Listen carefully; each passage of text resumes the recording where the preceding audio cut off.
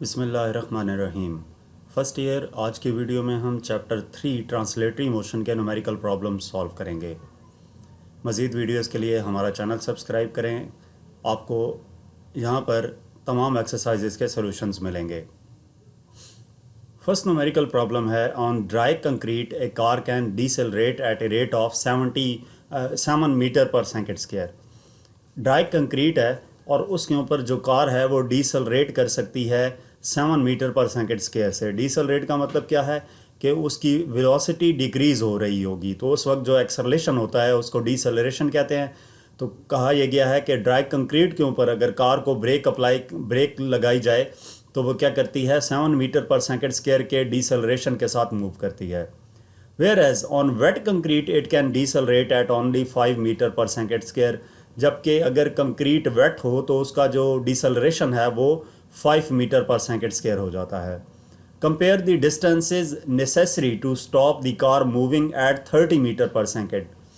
के इन डिस्टेंसेस को कंपेयर करना है और देखना है कि कार को स्टॉप होने के लिए, जबकि कार 30 मीटर पर सेकेंड की वेलोसिटी से मूव कर रही हो, तो कितने डिस्टेंस तक वो स्टॉप हो जाएगी। अब ड्राई कंक्रीट के लिए भी ये डिस्टेंस कैलकुलेट करना है और वेट कंक्रीट के लिए भी ये डिस्टेंस कैलकुलेट करना है। सिंपल सी बात ये है, न्यूमेरिकल में ये कहा गया है कि कार अगर 30 मीटर पर सेकेंड की वेलोसिटी से मूव कर रही हो और उनका जो डीसेलरेशन है वो इतना हो, यानी कि कार पे ब्रेक अप्लाई की जाए तो उनका जो एक्सेलरेशन यानी कि डीसेलरेशन है वो इतना हो, तो ड्राई कंक्रीट में कार को स्टॉप होने के लिए कितना डिस्टेंस रिक्वायर्ड है और वेट कंक्रीट पे कितना डिस्टेंस कवर करके वो स्टॉप होगी। दोनों केसेस में डिस्टेंस कैलकुलेट करना है। तो हम डाटा नोट करते हैं। डाटा में क्या है, सबसे पहले ड्राई कंक्रीट पे डीसेलरेशन की वैल्यू, डीसेलरेशन क्या है, होता है एक्सेलरेशन ही है, डायरेक्शन अपोजिट होने की वजह से साथ माइनस का साइन लगता है। तो इसको एक्सेलरेशन से ए से रिप्रेजेंट किया जाता है। ए और डी है ड्राई कंक्रीट, यानी कि एक्सेलरेशन ऑन ड्राई कंक्रीट ये इक्वल है -7 मीटर पर सेकेंड स्क्वायर, माइनस जहाँ पे डीसेलरेशन की वजह से है।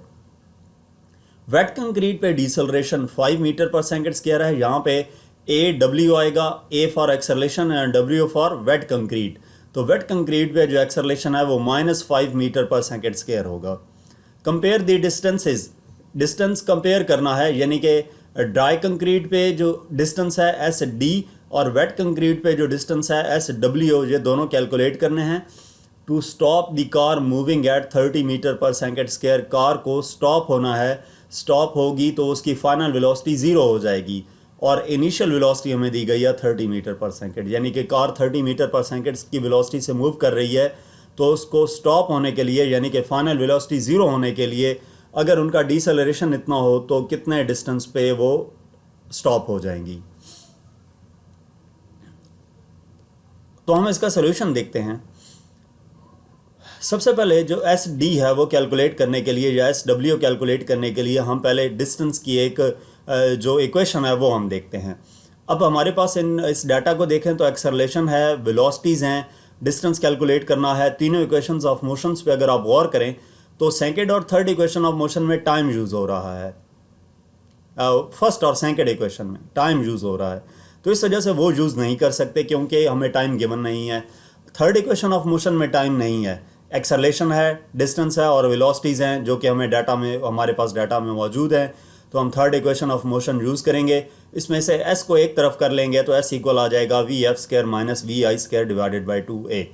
अब ये जो हमारे पास एक्सप्रेशन आया है इसको ड्राई कंक्रीट और वेट कंक्रीट के लिए अलग अलग यूज़ करके उसके क्रॉसपॉन्डिंग वैल्यूज़ पुट करेंगे तो हमारे पास एस डी और एस डब्ल्यू आ जाएगा।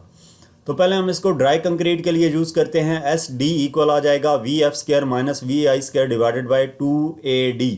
वी एफ और वी आई दोनों के लिए सेम है, ड्राई और वेट के लिए सिर्फ डिस्टेंस और एक्सेलरेशन जो है वो चेंज है। तो इसमें वैल्यूज़ पुट करेंगे। वी एफ स्क्वायर हमारे पास 0 का स्क्वायर आ जाएगा, माइनस वी आई की वैल्यू 30 दी गई है, divided by 2 into A D की वैल्यू -7 है। तो ये ऊपर आ जाएगा -900 डिवाइडेड बाई नीचे -14। 30 का स्क्वायर 900 और 7 2s और 14, माइनस माइनस से कैंसिल हो जाएगा। 900 डिवाइडेड बाई 14, एस डी की वैल्यू आ जाएगी 64.3 मीटर। नेक्स्ट एस डब्ल्यू यानी कि डिस्टेंस ऑन वेट हमने कैलकुलेट करना है तो यही दोबारा एक्सप्रेशन यूज़ करेंगे जो हमने फाइंड किया था। इसमें एस डब्ल्यू और ए डब्ल्यू आ जाएगा, जिस तरह के एस डी और ए डी आया था। तो इसमें वैल्यूज पुट करेंगे। वी एफ हमारे पास 0 है, माइनस वी आई की वैल्यू 30 है, divided by 2 into A W की वैल्यू -5 है। तो एस डब्ल्यू इक्वल आ जाता है 30 का square -900 divided by -10। S W की वैल्यू आ जाएगी 90 मीटर। तो इसका मतलब क्या हुआ कि जब कार 30 मीटर पर सेकंड की वेलोसिटी से मूव कर रही थी तो ड्राई कंक्रीट पे वो 64.3 मीटर का डिस्टेंस कवर करने के बाद स्टॉप हो जाएगी। और अगर कार 30 मीटर पर सेकंड की वेलोसिटी से मूव कर रही है और उसका डिसेलरेशन 5 मीटर पर सेकंड स्क्वायर है तो 90 मीटर का डिस्टेंस कवर करने के बाद वो रेस्ट पे आएगी। नेक्स्ट न्यूमेरिकल नंबर 2 है, find the angle of projection of a projectile for which the maximum height and corresponding range are equal. कि एंगल ऑफ प्रोजेक्शन कैलकुलेट करना है प्रोजेक्टाइल के लिए जिसके लिए मैक्सिमम हाइट और रेंज इक्वल हैं। तो फाइंड द एंगल यानी कि थीटा कैलकुलेट करना है प्रोजेक्टाइल के लिए।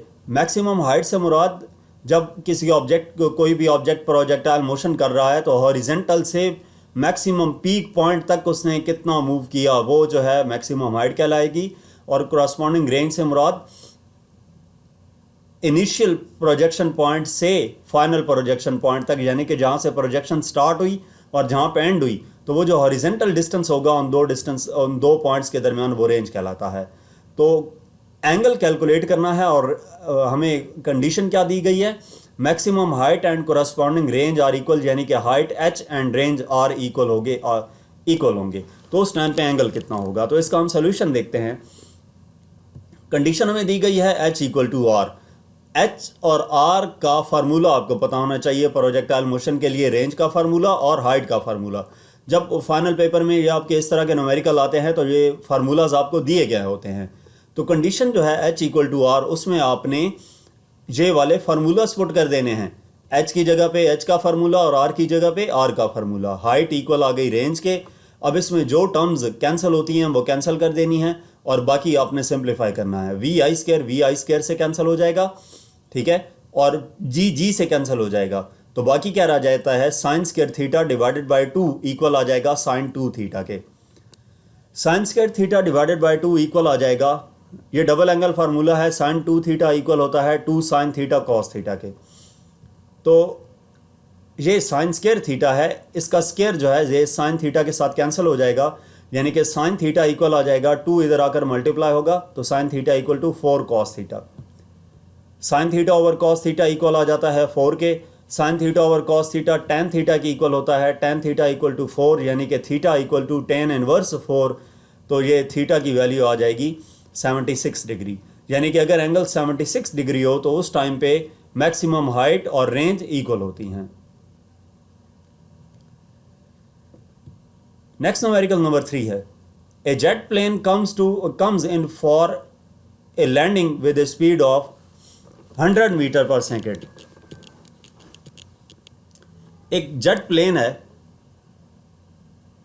वो क्या कर रहा है, लैंड कर रहा है 100 मीटर पर सेकेंड की स्पीड से, and this acceleration can have a maximum magnitude of 5 metre पर second as it comes to rest. और उसका जो एक्सेलरेशन है वो मैक्सिमम 5 मीटर पर सेकेंड स्क्वायर तक हो सकता है जब वो रेस्ट पे आए। ये इंफॉर्मेशन दी गई है। अब पूछा क्या गया है, from the instant the plane touches the runway what is the minimum time interval needed before it can comes to rest. यानी कि जब प्लेन ने रनवे को टच कर दिया तो वो इस स्पीड से मूव कर रहा हो और उसका एक्सेलरेशन मैक्सिमम इतना हो तो कितने टाइम के बाद वो रेस्ट पे आ जाएगा, यानी कि उसकी फाइनल वेलोसिटी 0 हो जाएगी। और बी पार्ट में क्या पूछा गया है, can this plane land on a small tropical island airport where the runway is 0.8 kilometre long, explain your answer. और क्या ये एरोप्लेन एक ऐसे एयरपोर्ट के ऊपर लैंड कर सकता है जो कि 0.8 किलोमीटर लॉन्ग हो। तो इस केस में हम डिस्टेंस कैलकुलेट करेंगे कि इस एक्सेलरेशन और वेलोसिटी के साथ वो रेस्ट पे आने के लिए कितना डिस्टेंस कवर करेगा। अगर वो डिस्टेंस इससे कम हुआ तो इस रनवे पे लैंड कर सकेगा, और अगर डिस्टेंस इससे ज़्यादा निकला तो इसका मतलब ये है कि वो इस रनवे पे लैंड नहीं कर सकेगा। तो हम पहले डाटा नोट कर लेते हैं। Plane jet comes in for a landing with a speed of 100 metre पर सेकेंड, ये उसकी स्पीड दी गई है VI 100 मीटर पर सेकेंड है। और इसका जो एक्सेलरेशन है, एक्सेलरेशन की वैल्यू ऑफ 5 मीटर पर सेकेंड स्क्वायर दी गई है। ये एक्सेलरेशन इसके साथ नेगेटिव साइन लगाएंगे, क्यों? As it comes to rest, यानी कि जब वो कार का जो मैक्सिमम एक्सेलरेशन है जब वो रेस्ट पे आए, जब कार या जेट की एक्सेलरेशन जो है उसकी स्पीड डिक्रीज हो रही हो तो वो एक्सेलरेशन डीसेलरेशन होता है, यानी कि एक्सेलरेशन की वैल्यू के साथ नेगेटिव साइन आता है। तो रेस्ट पे आने की वजह से A इक्वल आ जाएगा -5 मीटर पर सेकेंड स्क्वायर के। तो इसका A पार्ट है, from the instant the plane touches the runway what is the minimum time interval needed before it can come to rest, यानी कि टाइम हमने कैलकुलेट करना है जबकि फाइनल वेलोसिटी 0 मीटर पर सेकेंड हो। कम्स टू रेस्ट, रेस्ट में आएगी तो फाइनल वेलोसिटी 0 हो जाएगी, और जब वो 0 पे आएगा तो इतने डिसेलरेशन के साथ जब वो इस वेलोसिटी से मूव कर रहा था कितना टाइम लगेगा उसको स्टॉप होने में। जेट इस वेलोसिटी से मूव करते हुए उसका डिसेलरेशन इतना हो तो रेस्ट में आने के लिए उसको कितना टाइम रिक्वायर्ड होगा वो कैलकुलेट करना है। और बी पार्ट में हमने डिस्टेंस कैलकुलेट करना है, उस डिस्टेंस को इसके साथ कंपेयर करेंगे। अगर वो डिस्टेंस इससे कम हुआ तो रनवे पे लैंड कर सकेगा, और अगर वो इससे ज़्यादा हुआ तो रनवे पे लैंड नहीं कर सकेगा। अब इसका सोल्यूशन देखते हैं। सोल्यूशन में सबसे पहले टाइम कैलकुलेट करना है, तो आप देखें VI गिवन है, VF गिवन है और A गिवन है, तो फर्स्ट इक्वेशन ऑफ मोशन हम अप्लाई करके इजीली टाइम कैलकुलेट कर सकते हैं। तो first equation of motion use करेंगे, VF equal to VI plus AT। इसमें AT इक्वल आ जाएगा VF माइनस VI के, VI इधर जाकर VF से माइनस होगा। T कैलकुलेट करना है तो A इधर आकर डिवाइड हो जाएगा। अब वैल्यूज पुट कर देंगे, VF की वैल्यू 0 गिवन है, माइनस VI की वैल्यू 100 है, डिवाइडेड बाय A की वैल्यू -5 है। तो ये -100 divided by -5, minus minus plus cancel हो जाएगा, माइनस माइनस कैंसिल हो जाएगा, और 500 डिवाइडेड बाय 520 आएगा। तो ये T इक्वल टू 20 सेकेंड आ जाएगा। टाइम का यूनिट सेकेंड होता है, T equal to 20 second. Next B part है, डिस्टेंस कैलकुलेट करना है। तो डिस्टेंस कैलकुलेट करने के लिए हम third equation of motion use करेंगे। सेकंड इक्वेशन ऑफ मोशन भी यूज़ की जा सकती है, तो हम third equation of motion use करेंगे 2AS equal to VF square minus VI square, यानी कि S इक्वल आ जाएगा VF square minus VI square divided by 2A के। तो S इक्वल आ जाएगा, VF की वैल्यू 0 दी गई है, माइनस VI की वैल्यू 100 है, डिवाइडेड बाई 2 इंटू -5।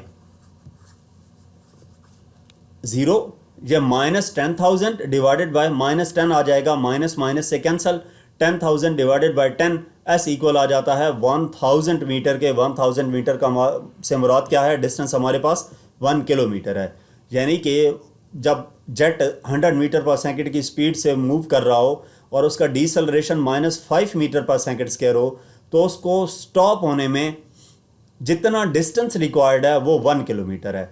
अब पूछा यह गया था कि क्या ये प्लेन 0.8 किलोमीटर लॉन्ग रनवे पे लैंड कर सकता है, तो इसका आंसर है नहीं, क्योंकि मिनिमम जो डिस्टेंस रिक्वायर्ड है उसको स्टॉप होने के लिए वो 1 किलोमीटर है, जबकि ये वाला जो रनवे है इससे 0.2 किलोमीटर छोटा है।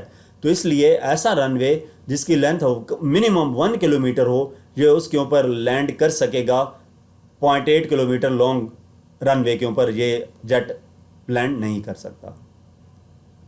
नेक्स्ट न्यूमेरिकल नंबर 4 है, a projectile is launched with an initial speed of 21.8 metre पर second at an angle of 35 degree above the horizontal. एक प्रोजेक्टाइल है और उसको लॉन्च किया गया है 21.8 मीटर पर सेकेंड की इनिशियल स्पीड से, और हॉरिजेंटल के साथ एंगल कितना है? 35 डिग्री सेंटीग्रेड, 35 डिग्री। ए पार्ट है, determine the time of flight of the projectile. Time of flight projectile के लिए कैलकुलेट करना है। बी पार्ट में determine the peak height of the projectile, peak height calculate करनी है। एंड सी पार्ट में determine the horizontal displacement of the projectile, horizontal displacement calculate करना है। तो इसमें हम डाटा नोट करते हैं। प्रोजेक्टाइल को जब लॉन्च किया जाएगा इनिशियल स्पीड के साथ, वो इनिशियल स्पीड VI या V0 उसको कह लें, 21.8 मीटर पर सेकेंड गिवन है। थीटा दिया गया है 35 degree. Time of flight T calculate करना है, पीक हाइट H कैलकुलेट करना है, और हॉरिजेंटल डिस्प्लेसमेंट यानी कि रेंज कैलकुलेट करनी है। तो जब आप पेपर के लिए तैयारी करें तो न्यूमेरिकल्स को कभी भी मत छोड़ें। न्यूमेरिकल की स्टेटमेंट की मदद से डाटा लिखना सीख लें, क्योंकि फार्मूलाज आपको पेपर में दिए गए होते हैं, जस्ट आप फार्मूला उठाएंगे, उसमें वैल्यूज पुट करेंगे तो आंसर आ जाएगा। जैसे आप यहाँ पे देख सकते हैं कि टाइम पीरियड का फार्मूला लिया, उसमें वी नॉट, थीटा और जी की वैल्यू हमें दी गई है। जी की वैल्यू 9.8 होती है, वी नॉट और थीटा की वैल्यू मौजूद है, वो वैल्यूज पुट की, इसको सिंप्लीफाई किया तो टाइम हमारे पास आ जाएगा 2.5 सेकेंड। उसके बाद बी पार्ट में हाइट कैलकुलेट करनी है, तो हाइट का फार्मूला है V naught square sine square theta over 2g। V naught की वैल्यू भी है, थीटा की वैल्यू भी है, जी की वैल्यू आपने 9.8 पुट करनी है। अब इस केस में ये तो था, आपने डायरेक्ट साइन 35 पुट किया तो आपका आंसर आ गया, उसको मल्टीप्लाई कर दिया इन दो से। जहाँ पे साइन स्क्वायर थीटा होता है, इसका मतलब होता है साइन 35 कैलकुलेटर से कैलकुलेट करके जो वैल्यू आएगी उसका स्क्वायर लेना है और फिर वो इसके स्क्वायर के साथ मल्टीप्लाई होगी। ठीक है, ये बात जहाँ पे याद रखनी है, साइन 35 लेना है और उस साइन 35 का स्क्वायर लेंगे फिर। तो इसको सिंप्लीफाई करेंगे, ये 156 डिवाइडेड बाय 19.6 आ जाता है, यानी कि हाइट आ जाती है 7.96 मीटर। सी पार्ट में रेंज है, रेंज कैलकुलेट करने के लिए फार्मूला है V naught square sine 2 theta over G. V naught की वैल्यू दी गई है, थीटा की वैल्यू दी गई है, जी की वैल्यू वही 9.8 पुट करेंगे, ये 2 को 35 से मल्टीप्लाई करेंगे 70 हो जाएगा, तो साइन 70 लेके उसको इस स्क्वायर वाली वैल्यू से मल्टीप्लाई करेंगे तो ये हमारे पास आ जाएगा r इक्वल टू 45.6 मीटर। तो इस तरीके से सिंपली आपने जो पेपर में आपको फार्मूला दिया गया होगा उसमें वैल्यूज पुट की और फाइनल आंसर आपके पास आ गया, टाइम, हाइट और रेंज आ गई। नेक्स्ट न्यूमेरिकल नंबर 5 है, a projectile is launched horizontally from the top of a 45.2 metre high cliff and lands a distance of 17.6 metre from the base of the cliff. कि projectile को launch किया गया horizontally from the top of a 45.2 metre high cliff. ये projectile का second case है जिसमें projectile motion जो है वो हाफ होती है, किसी हाइट से किसी ऑब्जेक्ट को हॉरिजेंटली थ्रो किया जाए तो वो उस हाइट से ग्राउंड पे आती है। तो वो प्रोजेक्टाइल में जो आपको फुल कर्व नज़र आता है हॉरिजेंटल के साथ, जो ये वाला केस है, ये उसमें हाफ कर्व आपको नज़र आ रहा होता है, यानी कि उस फुल प्रोजेक्टाइल मोशन का हाफ, जिसमें किसी हाइट से किसी ऑब्जेक्ट को नीचे की तरफ थ्रो किया जाता है। तो वो हाइट हमें दी गई है 45.2 मीटर और जितना डिस्टेंस वो कवर कर रहा है 17.6 मीटर है from the base of the Cliff. आप ये समझ लें कि ये जो लोगो है आपको बैकग्राउंड पे नज़र आ रहा है, ये लोगो क्लिफ है और इस क्लिफ के ऊपर चढ़कर ऑब्जेक्ट को, ये इस क्लिफ, ये जो लोगो है या क्लिफ है, इसकी हाइट 45.2 मीटर दी गई है और इसके ऊपर चढ़कर प्रोजेक्टाइल को हॉरिजेंटली थ्रो किया गया है, ऑब्जेक्ट को थ्रो किया गया है हॉरिजेंटली। हॉरिजेंटल का मुराद ये चैप्टर 3 जिस तरफ लिखा हुआ है इस तरफ, तो जब इस तरफ थ्रो करेंगे तो उसके ऊपर क्या अप्लाई होगा, ग्रेविटी अप्लाई होगी, तो वो यूं आके नीचे गिरेगी। वो जिस पॉइंट पर आकर गिरती है उसका क्लिफ से डिस्टेंस 17.6 मीटर दिया गया है। Determine the magnitude of the launch velocity, जिस वेलोसिटी से उस प्रोजेक्टाइल को लॉन्च किया गया है वो वेलोसिटी कैलकुलेट करनी है। तो हम डाटा नोट कर लेते हैं। प्रोजेक्ट को लॉन्च किया गया है horizontally from the top of 45.2 metre, यानी कि ये हाइट हमें गिवन है और इस हाइट को y हम लिखेंगे 45.2 मीटर और जो हॉरिजेंटल डिस्टेंस रिकवर कर रही है वो उसको x हम लिखेंगे 17.6 मीटर। ठीक है, ये आपने इस केस में याद रखना है। जो वर्टिकल है हाइट उसको 45.2 मीटर और जो हॉरिजेंटल रेंज है उसको 17.6 मीटर लिखा। Determine the magnitude of the launch velocity, v calculate करना है। ये y आ गया, ये x आ गया और हमने v कैलकुलेट करना है। तो इसका हम सोल्यूशन देखते हैं। फर्स्ट हम क्या करेंगे, we have to find the time t for object launched horizontally. पहले हमें टाइम कैलकुलेट करना है कि जब ऑब्जेक्ट को हॉरिजेंटली हम लॉन्च करेंगे तो उसके लिए टाइम कितना रिक्वायर्ड होगा। तो फार्मूला अप्लाई करेंगे y equal to 1/2 GT square. ये फार्मूला कैसे यूज़ हुआ है, s equal to VIT plus 1/2 AT square के फार्मूले से। उसमें s y है, VI उसमें 0 होता है, जब 0 पुट करेंगे तो s equal to 1/2 AT square आ जाता है। ये फार्मूला ड्राइव हुआ है इसकी डेरिवेशन में, ये जब प्रोजेक्टाइल मोशन वाला आप टॉपिक पढ़ते हैं तो वहाँ से ये क्वेश्चन आई थी y equal to 1/2 GT square. तो इसमें y की वैल्यू 45.2 है, हमें दी गई है इक्वल टू 1/2 इंटू जी की वैल्यू 9.8 होती है, ग्रेविटेशनल एक्सेलरेशन है, टी स्क्वायर हमने कैलकुलेट करना है, ये एज इट इज़ आ गया। तो 45.2 इक्वल आ जाएगा 9.8 डिवाइडेड बाई 2, 4.9 आ गया इंटू टी स्क्वायर। 4.9 इधर आकर डिवाइड होगा तो ये टी स्क्वायर आ जाएगा 9.22, यानी कि टी की वैल्यू आ जाएगी, दोनों तरफ हम क्या लेंगे, अंडर रूट लेंगे, तो टी आ जाएगा 3.03 सेकेंड। अब इस टाइम को यूज़ करते हुए हम वेलोसिटी कैलकुलेट करेंगे, यानी कि टी है, वाई है और वेलोसिटी कैलकुलेट करनी है, तो हम x equal to V T वाला s equal to V T वाला फार्मूला यूज़ करेंगे। वी आई एक्स है यहाँ पर, वी आई एक्स इसलिए है कि ऑब्जेक्ट को हॉरिजेंटली थ्रो किया गया था, जो वी आई वाई है वो इस केस में ज़ीरो होगी, तो वी आई एक्स की वैल्यू जो हम कैलकुलेट करेंगे वो वेलोसिटी होगी जिस वेलोसिटी के साथ इस प्रोजेक्टाइल को लॉन्च किया गया। तो x equal to V I X T के फार्मूले से वी आई एक्स इक्वल आ जाता है x ओवर टी के, x और t की वैल्यू पुट करेंगे तो वो आ जाएगा 17.6 डिवाइडेड बाय 3.03, तो ये डिवाइड करेंगे वी आई एक्स आ जाएगा 5.79 मीटर पर सेकेंड। नेक्स्ट न्यूमेरिकल नंबर 6 है, two equal mass carts roll towards each other on a level low friction track. दो इक्वल मास कार्ड्स हैं और वो रोल टूवर्ड्स ईच अदर, एक दूसरे की तरफ रोल डाउन हो रहे हैं लेवल सरफेस पे, और फ्रिक्शन जो है वो ना होने के बराबर है। One cart rolls rightward at 2 metre पर second and the other cart leftward at 1 metre पर सेकेंड। एक कार्ड जो है वो 2 मीटर पर सेकेंड की वेलोसिटी से मूव कर रहा है राइट डायरेक्शन में, और दूसरा कार्ड जो है वो लेफ्ट डायरेक्शन में 1 मीटर पर सेकेंड की स्पीड से मूव कर रहा है, यानी कि दोनों की स्पीड डिफरेंट है और दोनों अपोजिट डायरेक्शन में मूव कर रहे हैं। आफ्टर द कार्ड्स कोलाइड, जब वो कोलाइड करते हैं, टकराते हैं, दे कपल एंड रोल टुगेदर, वो एक दूसरे के साथ टच हो के रोल हो रहे होते हैं, ठीक है, couple and roll together. Ignoring resistive forces find their combined speed. अगर रेजिस्टिव फोर्स को इग्नोर कर दिया जाए तो उनकी कंबाइंड स्पीड क्या होगी वो कैलकुलेट करनी है। तो हम सबसे पहले डाटा नोट करते हैं। Two equal mass carts roll towards each other on a level low friction road. One cart rolls rightward at 2 metre पर सेकेंड। इसको हम पहले तो ये बताया गया ना, दो इक्वल मैसेज हैं तो m1 m2 इक्वल होंगे, उसको हमने m का नाम दे दिया।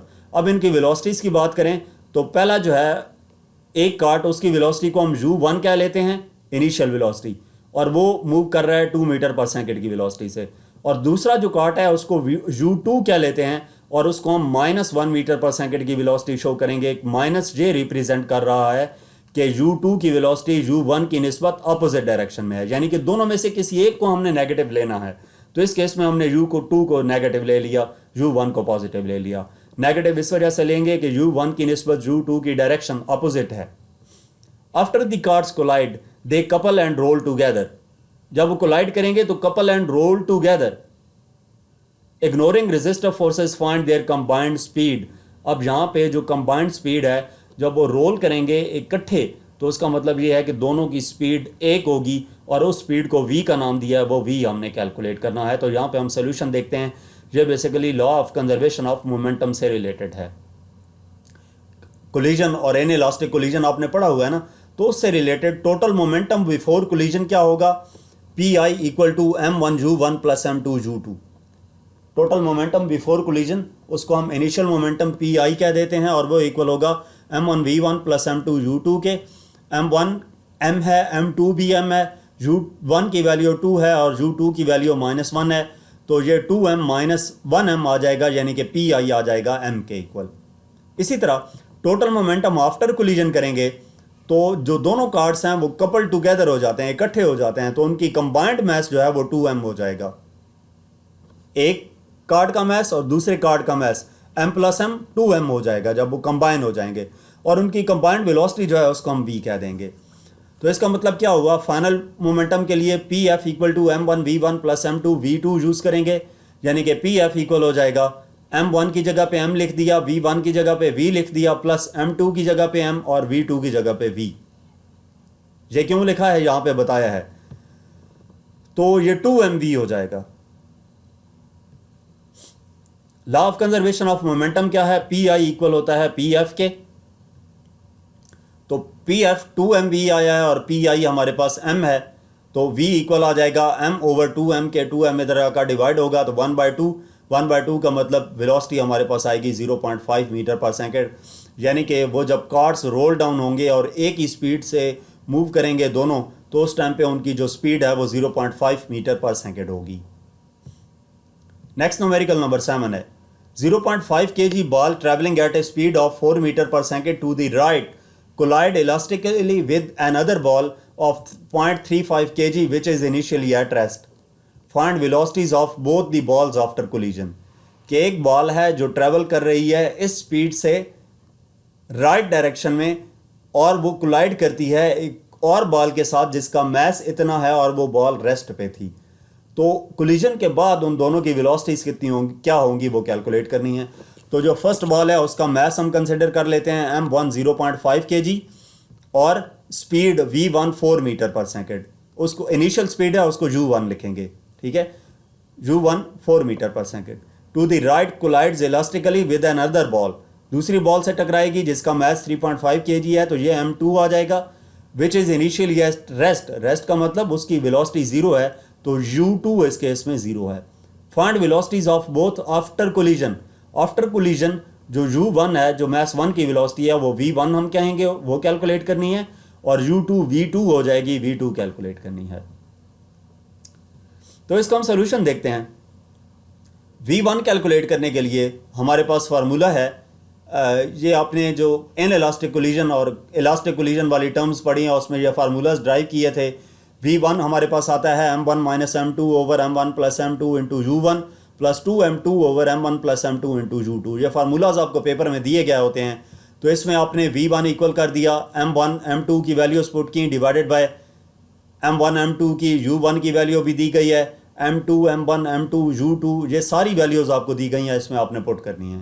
पुट करने के बाद 0.5 माइनस 3.5 ये -3 आ जाएगा, डिवाइडेड बाय 0.5 प्लस 3.5 4 आ जाएगा, इंटू 4 प्लस ये सारी टर्म इस 0 से मल्टीप्लाई होकर 0 हो जाएगी। 4 से कैंसिल, तो ये आ जाता है v1 माइनस 3 मीटर पर सेकेंड। इसी तरह v2 कैलकुलेट करना है, तो 2m1 over m1 plus m2 into u1 minus m1 minus m2 over m1 plus m2 into u2। Numericals मुश्किल नहीं हैं, आपको ये फार्मूलाज पेपर में दिए गए होंगे, आपने जस्ट फार्मूले के अंदर वैल्यूज पुट करके सिंप्लीफाई करना होगा। जस्ट आपको स्टेटमेंट की मदद से डाटा नोट करना आना चाहिए। तो v2 इक्वल आ जाएगा 2 इंटू m1 की वैल्यू दी गई है, m1 m1 m2 u1 u2 ये सारी वैल्यूज आपको दी गई हैं, इनमें पुट करना है। इसको ऊपर वाली वैल्यू को मल्टीप्लाई करेंगे, ये आ जाएगा 1 डिवाइडेड बाय, इसको ऐड करेंगे 4 इंटू 4 प्लस 0, ये सारी टर्म 0 से मल्टीप्लाई होके 0 हो जाएगी। तो ये 4/4 v2 इक्वल आ जाएगा 1 मीटर पर सेकेंड। नेक्स्ट न्यूमेरिकल नंबर 8 है 17.5 ग्राम बुलेट इज फायर्ड एट ए मजल वेलोसिटी ऑफ 582 मीटर पर second from a gun with A mass of 8 kilogram and A barrel length of 75 centimetre.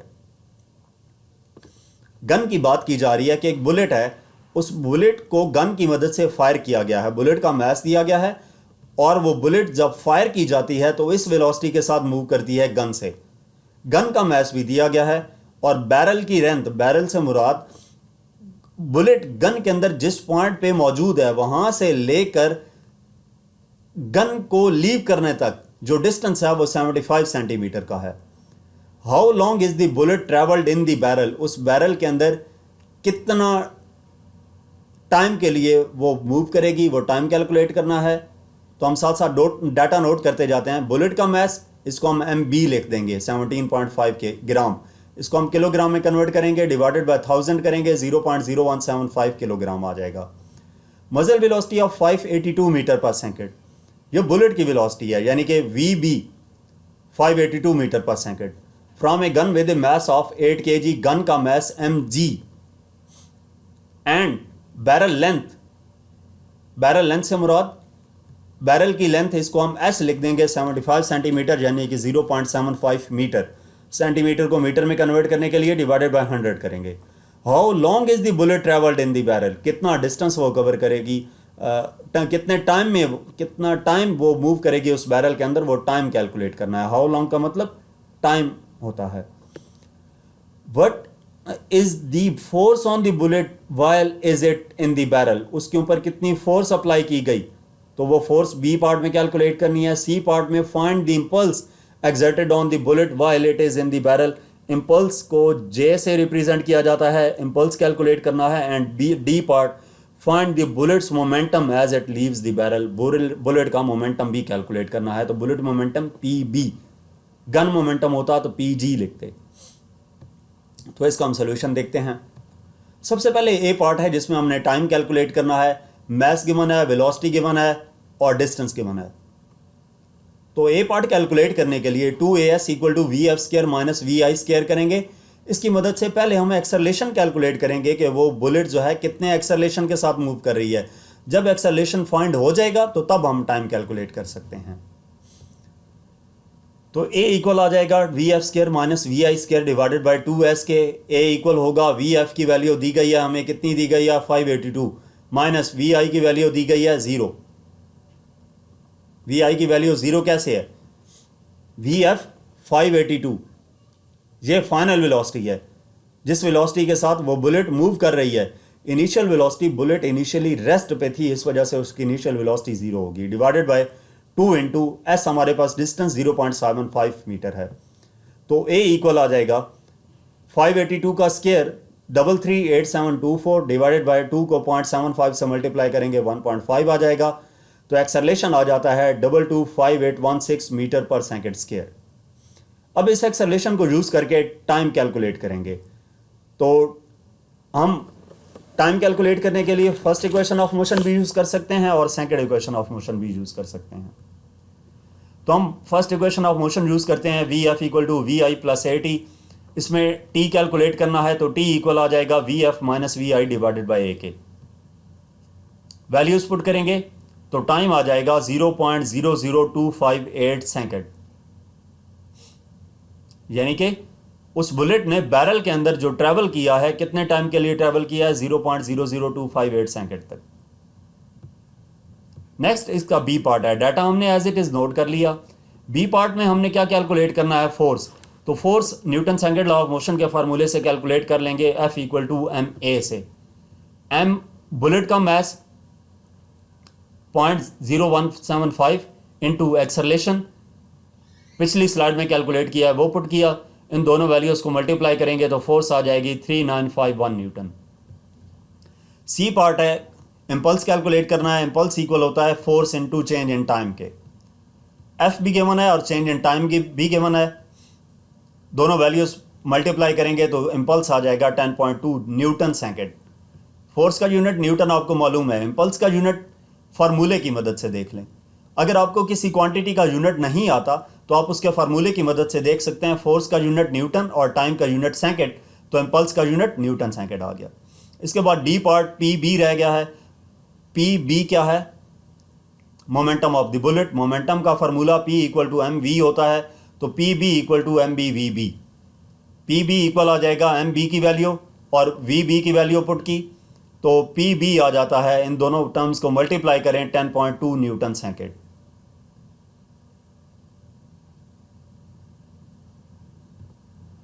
तो यहां तक हमारे पास इस चैप्टर के न्यूमेरिकल प्रॉब्लम्स थे।